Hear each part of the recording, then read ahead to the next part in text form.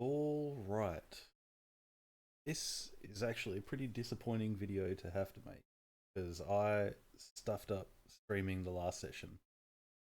After taking over a month off, I assumed that nothing would change with OBS, and I was wrong. And I ended up streaming for approximately 2 hours and 20 minutes with no mic input selected whatsoever. So it was 2 hours of only the players and nothing from me. So I thought, in the interest of continuity, I would make this recap video for the missing session, session 34. Let's get started. To quickly recap, depending on how far along you were, the group had finished basically a bunch of gather quests to gain a meeting with Bell. Bell gave the group the mission to retrieve 9 adamantine rods that a spy of Zariel had stolen. They did not know Bell did not know exactly where the adamantine rods were, but some of his spies had captured a Cybriax, and they believed that the Cybriax would know where the adamantine rods were. The group made their way to the Cybriax through a little bit of trickery and back and forth.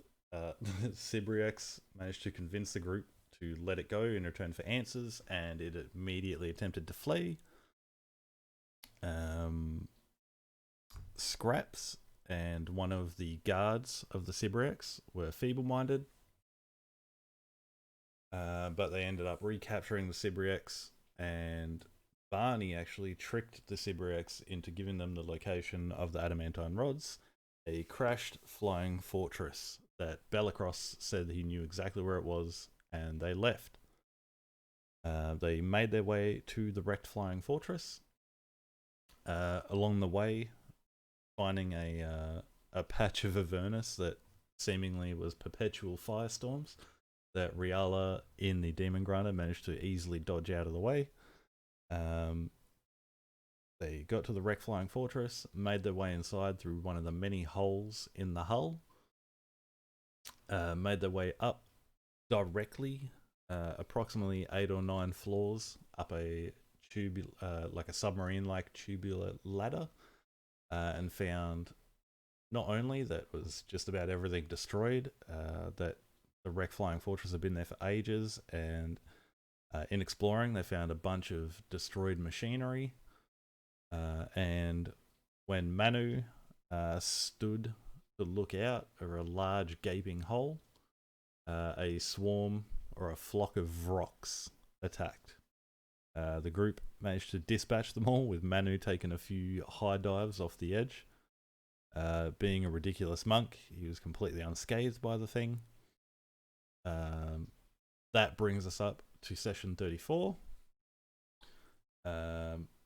Given that there was quite a big break between sessions, I let the group sort of ask some explorative questions. There was a room on the bridge that Tinker put their ear to listen to, and heard a laughing from inside, and at the time they decided to leave that alone. This time they went directly back to that door and still heard the laughing. Riala cast light on Manu's head because Tinker didn't want to lead the charge into the room.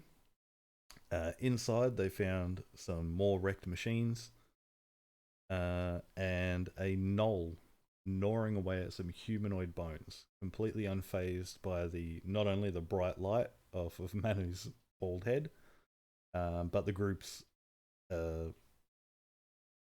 what's the word?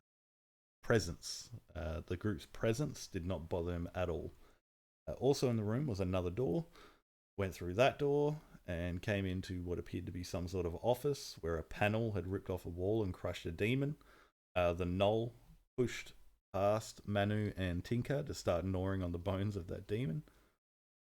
And also inside the room was a safe, 3 foot by 3 foot of infernal metal with 3 separate combination locks. With the help of Bellicross, they deciphered that it was the numbers 1 to 10, and Putting two and two together, they quickly surmised the combination as 666. Inside were the 9 adamantine rods. All while this was happening, Barney actually stayed out of the safe room, sticking mainly to the bridge, and heard the now familiar sound of infernal machines coming through the distance. The group rushed down, which is important. Manu, with the adamantine rods, just dived off the edge. The rest of the group, leading feeble-minded Scraps downstairs, rushed back down the ladder, making a cacophonous sound, only to find that the incoming infernal machines were in fact some of Mad Maggie's crew. Barnabas, the Flame Skull, and Clonk, the can't remember their names now. Bucket and Clonk, the bird-like creatures that have no known language. It's escaping me now, and but yes, they after a quick back and forth, just in greeting, some of the red caps attempted to do something to the group's demon grinder, but Barnabas managed to pull them back, given that they were familiar and, as far as Avernus goes, friends. So the red caps, being chided for attempting to do their jobs, headed quickly inside into the infernal war machine to grab whatever scrap metal they could. Immediately going in, there was a yelping sound. Scraps, being feeble-minded, turned to listen to the sound but not react, and 2 red caps came running out. Immediately behind them was a large insect-like creature, hundreds of legs, roughly 15 to 20 feet long, very pointed face with viper-like wings on either side of its head. It quickly charged at Scraps.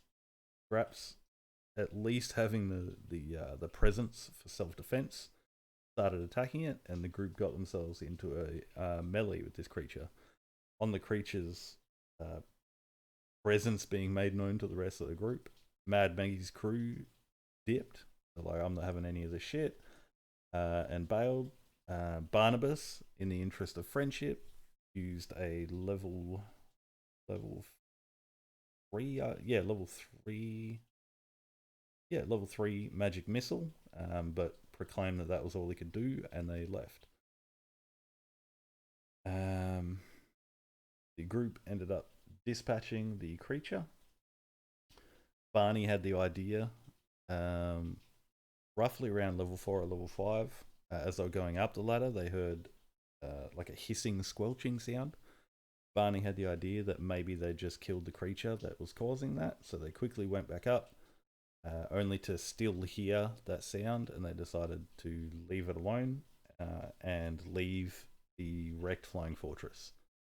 They drove off a short distance so they could rest, having just fought off a flock of rocks and whatever this creature was, and nearly coming to blows with some of Mad Maggie's crew before finding out who they were. Very shortly realizing that they parked in the middle of the perpetual firestorm, long tendril like flame tornadoes coming down at the sky are almost reaching for them. Ella drove off a little bit more, giving some distance between that, and the group decided to take a long rest, and they also leveled up to level 11. After that, when they woke up, Barney decided to cast Greater Restoration on Scraps, but still did not have the diamond components. After that was realized, Bellacross read that there was some wording, some inscriptions on the adamantine rods in Infernal.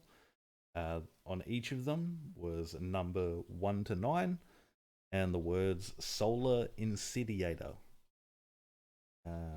Barney recognized that as something from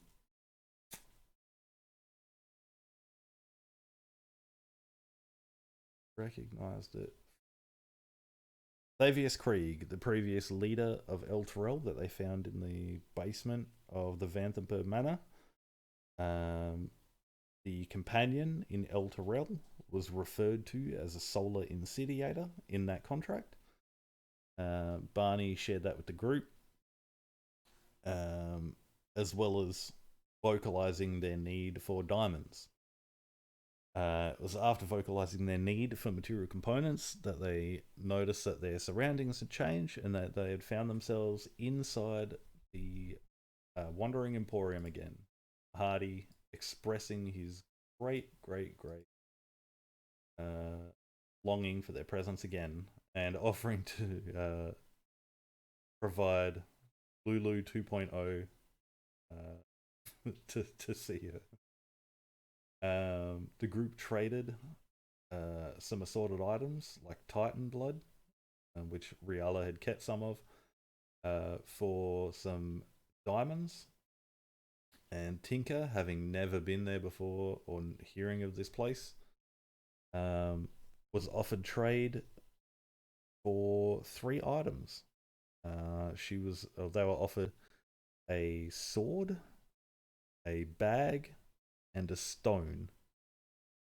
Mahadi gave vague descriptions as to what they did, and deciding that Mahadi could not be trusted, Tinker left it alone, and they left, heading straight back to the Stygian dock.